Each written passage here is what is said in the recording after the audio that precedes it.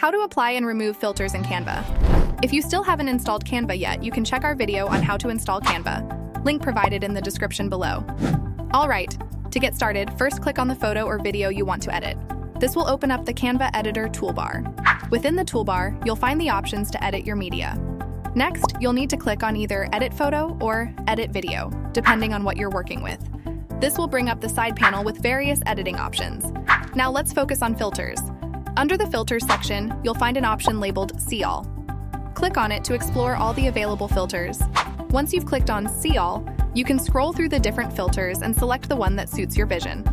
Simply click on the filter you want to apply, and it will be instantly applied to your media. If you feel that the filter is too strong or too subtle, you can easily customize its intensity. Drag the intensity slider below the selected filter to the right to increase intensity or to the left to decrease it. Want to try out different filters? No problem. Just click on another filter option and it will replace the previously applied one. This gives you the freedom to experiment until you find the perfect filter for your media. But what if you want to remove the applied filter completely? All you have to do is select the None option under the filters. This will instantly revert your media back to its original state.